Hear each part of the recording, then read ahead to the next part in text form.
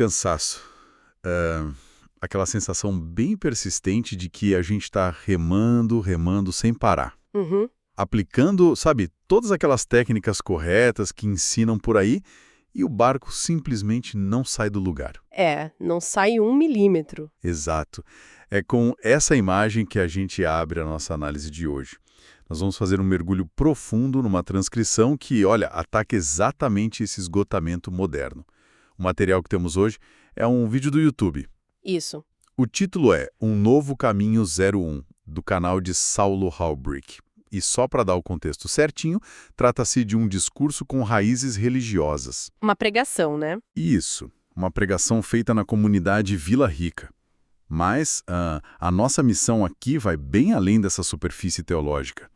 O objetivo da nossa discussão hoje é extrair a psicologia por trás disso, os conceitos filosóficos e aquelas metáforas sobre o que significa abandonar um entendimento que é puramente natural, ou tipo, excessivamente lógico da vida. Uhum. Tudo isso para ter a coragem de testar o que o orador chama de um novo caminho. E é super fundamental a gente estabelecer essa lente de observação logo de cara, porque nós vamos examinar essas narrativas antigas e também a interpretação moderna que a fonte propõe de uma forma estritamente analítica. Com certeza. Não estamos aqui para validar dogmas ou promover crenças específicas. O nosso foco é o ouro existencial contido nessas ideias. Porque existe uma riqueza psicológica imensa na forma como esses textos lidam com a frustração crônica. Nossa, muita. Com a nossa resistência à mudança, sabe? E com aquela busca por um propósito que não seja apenas acumular conquistas que no fim são vazias.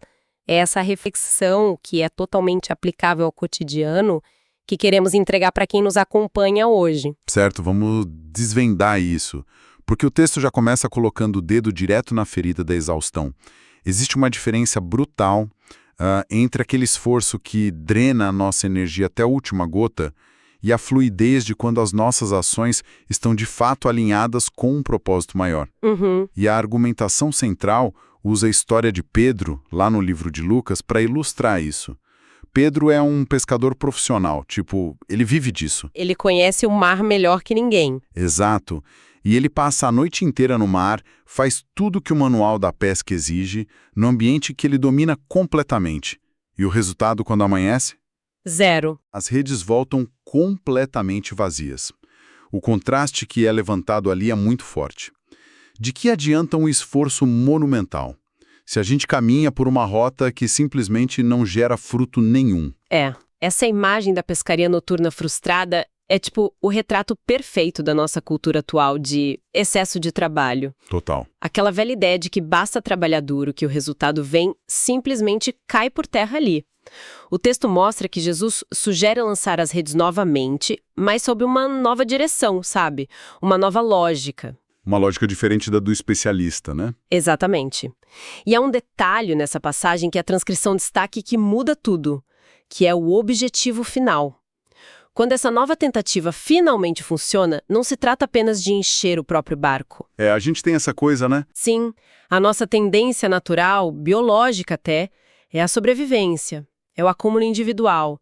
Mas a verdadeira virada de chave nesse discurso é que o esforço, quando ele é bem direcionado, ele passa a encher os barcos ao redor. É a transição daquele esforço puramente egóico para um impacto que transborda, certo? Precisamente. A coisa toda deixa de ser uma corrida solitária e exaustiva para se tornar um movimento conectado, um movimento que beneficia a comunidade. E o peso do fracasso diminui quando o sucesso deixa de ser uma métrica que é exclusivamente pessoal. É lindo isso. E é nesse ponto da mudança de lógica que a fonte esbarra no que talvez seja a armadilha mais perigosa da vida adulta. O problema de ser um especialista. Nossa, sim. O material introduz a figura de Nicodemos, lá do livro de João. Ele é descrito como um mestre da lei. Se a gente trouxer isso para hoje, seria aquele acadêmico brilhante, cheio de diplomas, o cara que domina todas as regras do jogo. O CEO, o diretor. Isso. E, ironicamente, é exatamente esse acúmulo de conhecimento natural que bloqueia a visão dele. Quando surge a metáfora de nascer de novo para enxergar esse novo caminho, o cérebro de Nicodemo simplesmente trava, Da tilt. dá um tilt. Ele tenta aplicar uma lógica que é estritamente biológica e pergunta como alguém poderia voltar para o ventre da mãe. Ele não consegue abstrair. O que é fascinante aqui é o conceito de rigidez cognitiva. Na psicologia comportamental, a gente vê isso o tempo todo. Tem um nome para isso que é o Einstein Effect. Einstein Effect. Isso, que basicamente é a predisposição de uma pessoa a tentar resolver um problema usando os mesmos métodos de sempre, simplesmente porque funcionaram no passado. Entendi.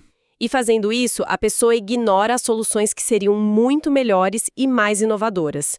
A expertise de Nicodemo se torna a sua maior cegueira ali. O conhecimento dele meio que virou um teto, então. Um teto de concreto armado. A argumentação sugere que tudo o que ele sabia estava, na verdade, impedindo a experiência do inusitado, daquilo que a fonte chama de sobrenatural.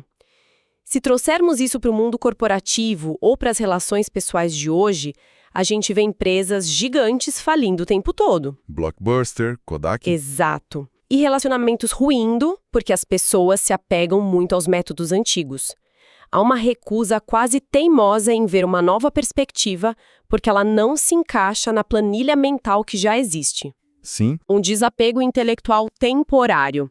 Às vezes, as ferramentas velhas precisam ser deixadas de lado para que a gente possa aprender a operar uma máquina totalmente nova. O que exige uma dose imensa de vulnerabilidade. E essa necessidade de abrir mão das próprias certezas nos joga direto para a segunda grande narrativa que é explorada na transcrição, que é a história de Jairo. Ah, essa parte é muito forte. Muito. Assim como o Nicodemos, Jairo era um mestre. Ele era alguém com muito status na sociedade da época. Mas ele é nivelado pela dor, porque a filha dele está gravemente doente. E no desespero, ele simplesmente abandona os títulos e vai pedir ajuda. Ele esquece quem ele é na hierarquia. Totalmente. E o ápice da tensão ocorre no meio do caminho. Porque chegam pessoas trazendo o que o orador define como notícia no natural. A filha havia morrido. Para a biologia, para a ciência, fim de papo. Mas a resposta de Jesus, que acompanhava ele, quebra todo o protocolo. Ele afirma que a menina não está morta, apenas dorme. Essa distinção entre a notícia natural e o que o texto chama de verdade espiritual é uma ferramenta muito poderosa de reenquadramento da realidade. A proposta ali da pregação é que a notícia ruim do ambiente, sabe, aquele diagnóstico fatídico, a evidência irrefutável do fracasso, tudo isso deve ser tratado como notícia velha. Para Jairo, a morte era o fim definitivo da linha. Mas a narrativa exige que ele não se deixe paralisar por essa evidência imediata. Mas, convenhamos, ignorar um fato tão brutal assim não soa como uma negação um pouco perigosa da realidade? Como a fonte concilia isso? Essa é uma ponderação crucial, com certeza. Mas a ideia não parece ser a negação delirante do fato em si. Não é fingir que não aconteceu. É mais sobre uma decisão consciente sobre qual voz terá o poder de ditar o estado de espírito e os próximos passos. Entendi. O desafio não é fingir que a realidade difícil não existe, mas escolher não dar a ela a palavra final. É uma disputa de narrativas internas. E a transcrição traz uma anedota pessoal do orador que ilustra essa disputa de narrativas de um jeito que chega a ser quase cômico, de tão literal. Ele relata uma situação que ocorreu lá na própria comunidade Vila Rica. Sim, a história do bêbado. É essa mesma. Ele estava no palco, pregando exatamente sobre essa necessidade de filtrar as vozes, comparando as influências externas a anjos e demônios sussurrando em nossos ouvidos. E bem no meio dessa construção toda reflexiva, um homem embriagado entra no salão. Ele senta e começa a gritar, a cantarolar, gerando um ruído caótico que corta completamente o clima do ambiente. O impulso inicial do orador foi pedir para a equipe de segurança retirar o homem de lá. O que seria o natural a se fazer, né? Exato. Mas então, a ficha cai. Ele percebe que aquela interrupção não era a ruína do discurso dele. Na verdade, era o laboratório prático da mensagem acontecendo ali, ao vivo. É o teste de estresse perfeito para a teoria dele. Naquele instante, quem estava na sala precisou tomar uma decisão ativa sobre a própria atenção. Sim, exatamente. O foco iria para a mensagem que estava sendo construída lá na frente, ou o foco seria sequestrado pelo caos e pelo barulho do homem lá no fundo da sala? E se a gente fizer um paralelo dessa metáfora com a nossa rotina atual, o cenário é idêntico. A diferença é que o nosso bêbado gritando tá no nosso bolso, né? Mandando notificações sem parar. Exato. A gente vive submerso nessa era de sobrecarga de informação. É um ciclo ininterrupto de notícias alarmantes, as redes sociais projetando aquelas vidas irreais. Opiniões não solicitadas nos comentários. Isso. Tudo isso funciona exatamente como esse ruído caótico tentando roubar nossa atenção o tempo todo. A grande provocação que emerge dessa história toda é onde nós estamos ancorando o nosso foco. Perfeito. Existe a permissão para que o caos do ambiente destrua a paz interior, ou há um esforço intencional para sintonizar a frequência de um propósito maior e abaixar o volume desse barulho externo? O que na prática diária é um exercício brutal de edição de atenção, né? E como é difícil. Muito. E falando em propósito e na dificuldade de focar nele, a gente chega naquela que eu considero a parte mais profunda da transcrição. Aqui é onde a coisa fica realmente interessante. Vamos lá. A narrativa nos leva lá para o deserto, resgatando o famoso encontro de Moisés com a sarça ardente. E para dar o peso correto para isso, a gente precisa lembrar que Moisés estava exilado. Ele passou 4 décadas escondido no deserto por causa de erros terríveis que ele cometeu no passado, incluindo um assassinato. Ele era um fugitivo. Ele era o retrato de alguém que, teoricamente, arruinou a própria vida. E é exatamente nesse cenário de fracasso que surge a voz divina se apresentando. A fonte destaca a precisão bem cirúrgica das palavras ali. A voz diz: "Eu sou o Deus do teu pai, o Deus de Abraão, o Deus de Isaque e o Deus de Jacó." Se conectarmos isso ao panorama geral dessas genealogias antigas, tem uma quebra de expectativa gigantesca nessa frase. Sim, explica isso melhor pra gente. Bom, historicamente, Abraão é aclamado como o pioneiro, Certo, o pai da fé. certo. Isaque é o filho da promessa, é o herdeiro legítimo, aquele que deu continuidade a tudo. Mas Jacó, a própria raiz do nome Jacó, significa enganador, usurpador. Pisado. E o texto aponta uma ironia cronológica formidável porque naquele momento da história, Jacó já havia passado por uma transformação e tido o nome dele mudado para Israel. Ah, verdade. Ainda assim, a voz não se apresenta como o Deus de Israel, que seria o nome redimido, purificado. Apresenta-se como o Deus de Jacó, que é o nome que carrega todo o peso das falhas e dos erros. A tese que é construída sobre isso ataca direto o que hoje a gente chama de síndrome do impostor. Completamente. A mensagem que é repassada a um Moisés ali consumido pela culpa é de que esse novo caminho não é um clube VIP, não é restrito para quem tem um currículo existencial impecável. Ao validar o nome Jacó, a ideia é que a imperfeição, a falha de caráter no passado ou as péssimas escolhas, nada disso desqualifica o indivíduo de viver algo grandioso. O propósito encontra o ser humano exatamente na lama dos seus piores momentos. Ninguém precisa fingir ser um Israel perfeito para começar a caminhar. Exato. E essa é uma virada psicológica incrivelmente libertadora dentro de um contexto religioso. Porque esse contexto frequentemente é associado a regras de pureza e exclusão, né? Apresenta-se ali uma aceitação radical da condição humana. É o combate direto àquela crença super paralisante de que a gente precisa resolver todos os nossos traumas, limpar todo o nosso histórico e atingir a perfeição antes de podermos ser úteis ou de termos algum valor. É como se a gente ficasse sempre esperando estar pronto. Exato. A argumentação sugere que são justamente as nossas partes de Jacó, as nossas sombras e as nossas vulnerabilidades que nos conectam à empatia que é necessária para trilhar uma jornada genuína. E para trazer essa aceitação das falhas para a vida moderna, de um jeito bem tátil, o orador conta a história de uma camisa amassada. É uma anedota super simples, mas muito eficaz. Ele relata um cuidado absurdo que ele teve ao passar a ferro uma camisa de linho, ou de algum tecido desses que amassa super fácil, sabe? Sei bem, um pesadelo de passar. Pois é, e ele a vestiu com uma cautela extrema. chegando a posicionar o cinto de segurança do carro de um jeito esquisito só para não criar vincos na camisa. Tudo pela estética. Tudo pela estética. Ele chegou ao destino com uma aparência impecável. Mas aí a vida acontece, né? Ele encontrou os amigos, ele abraçou o Marcelão, abraçou Augusto, cumprimentou várias pessoas lá na igreja. Quando ele finalmente foi ao banheiro e se olhou no espelho, o trabalho cuidadoso que ele teve com o ferro de passar estava arruinado. A camisa estava completamente amassada. Essa é uma metáfora brilhante sobre o nosso mito do controle. E a lição que ele tira dali derruba a ideia de tentarmos passar pela vida ilesos. Ele conclui que a vida, inevitavelmente, vai nos amassar.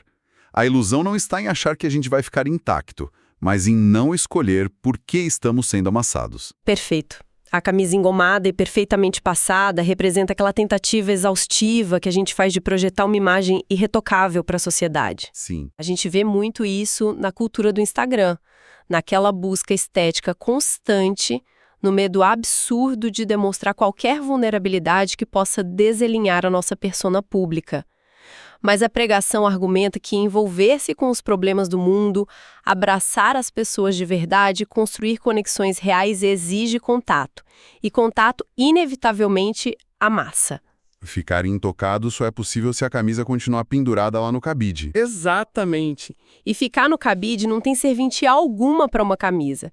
A reflexão que é proposta ali é que carregar as marcas e os amassados que vêm de um serviço genuíno de relacionamentos profundos é infinitamente mais valioso do que manter uma perfeição estéril, uma perfeição isolada de tudo e de todos. É a diferença entre preservar a imagem e viver de fato, né? Com certeza. E essa coragem de sair do cabide seguro nos conduz à última e talvez a mais intensa parte dessa análise. O cenário muda para o mar, agora com base no texto de Mateus capítulo 14. A tempestade. A tempestade. O contexto é logo após o milagre da multiplicação dos pães e dos peixes. É um momento de sucesso estrondoso. A multidão está alimentada, tudo deu certo, todo mundo está feliz. Mas, imediatamente, os discípulos são instruídos a entrar num barco e atravessar o mar, indo direto para uma tempestade noturna. O orador disseca essa travessia e extrai dali 4 lições ou diretrizes sobre enfrentar crises. A gente pode encarar essas 4 lições como um verdadeiro mapa de sobrevivência psicológica para períodos de transição aguda. Sim, a primeira delas é bem direta. O último milagre não pode impedir o próximo, ou seja, o conforto da conquista recente não deve gerar estagnação. Havia um banquete maravilhoso acontecendo ali, era muito mais fácil montar acampamento e ficar por lá mesmo. Mas o movimento de entrar no barco exige abandonar esse terreno conhecido. A segunda diretriz traz a ideia de lembrar do sim. Isso. O material faz um paralelo muito interessante com a figura de Jonas, que concordou com a crença no início, mas depois fugiu da responsabilidade prática. Nos momentos de crise severa, quando a tempestade do barco atinge o pico, o nosso instinto natural é a vitimização. É culpar alguém? Exato. Lembrar do sim é um resgate da autorresponsabilidade. Significa reconhecer que a decisão de embarcar naquele projeto, ou naquela carreira, ou até naquele relacionamento, foi uma escolha voluntária lá no início. Isso devolve para a gente o senso de agência bem no meio do caos. E a terceira lição me parece, sinceramente, a mais difícil de aplicar na vida real, que é parar de olhar para a água que está entrando e começar a olhar para fora do barco. Quando o desespero bate, a nossa visão afunila. O foco vai 100% para a água invadindo a madeira ali e para o desespero imediato de afundar. É o que a gente chama na psicologia de visão de túnel sobre estresse agudo. Visão de túnel? Isso. O cérebro entra em modo de sobrevivência e só consegue enxergar o próprio umbigo. Só enxerga a tragédia pessoal ocorrendo ali naquele microambiente do barco. A instrução para olhar para fora é uma tentativa de quebrar esse pânico. Ficar apenas tentando tirar a água com um baldinho de forma reativa não resolve a travessia. Não mesmo. É preciso levantar a cabeça e buscar o horizonte para recuperar o senso de direção.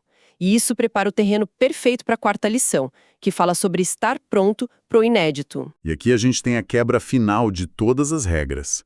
Os discípulos ali eram navegadores muito experientes. Eles conheciam a física de atravessar um mar. É obrigatório ter um casco sólido embaixo dos pés e depender de um vento favorável empurrando a vela. Essa é a lógica natural do mundo deles. Uhum. Mas no auge do desespero, a narrativa não mostra um resgate convencional.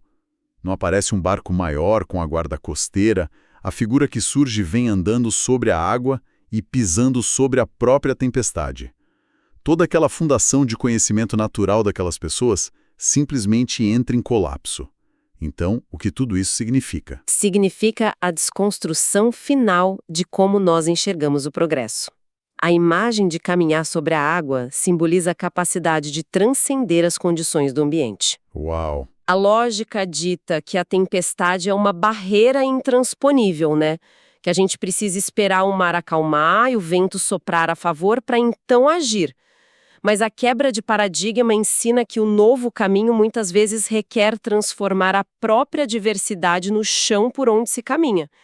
É abandonar as antigas ferramentas de navegação e aceitar que a salvação ou a solução do problema pode vir quebrando todas as regras da nossa experiência prévia, exigindo um passo para fora do ambiente minimamente controlado que é o barco. É um mergulho que exige rever todas as bússolas, sem dúvida nenhuma. Nós passamos por conceitos bem incômodos, mas muito necessários hoje. Vimos que continuar jogando as redes de forma exaustiva, em caminhos que não dão fruto, é um desperdício enorme de energia. Entendemos também o perigo do conhecimento endurecido de Nicodemos e como as nossas próprias certezas podem nos cegar para o novo. Exato. Debatemos a importância vital de filtrar o ruído, ignorando as notícias velhas e o caos para manter o foco, assim como fez Jairo e como a história do bêbado. Validamos que ser um Jacó, carregando um histórico de falhas e defeitos, é o ponto de partida real de todos nós, e não uma linha de desclassificação. E uma baita virada de chave. E mais do que tudo que a estética da camisa perfeita no cabide não vale absolutamente nada perto da beleza de ser amassado pelas conexões reais de uma vida com propósito. Isso levanta uma questão importante, um contraponto mesmo, para continuar ecoando na mente de quem acompanhou essa discussão conosco hoje. Qual seria? Se nós dedicarmos as nossas vidas inteiras apenas a construir paredes cada vez mais grossas para os nossos barcos, nos protegendo da água e esperando passivamente que o boletim meteorológico mude a nosso favor, qual é a chance de descobrirmos que, na verdade, nós já possuímos a capacidade de caminhar por cima das tempestades da nossa própria história? Olha, uma provocação excelente para fechar o raciocínio de hoje. Fica aí o convite para quem está ouvindo. Não apenas questionar o mundo ao redor, mas principalmente para questionar as próprias ferramentas de navegação. Quem sabe não é a hora exata de testar a água do lado de fora. Agradecemos imensamente a companhia e a atenção dedicadas a esta exploração analítica de hoje. Um grande abraço, bons questionamentos para todo mundo e até a próxima discussão.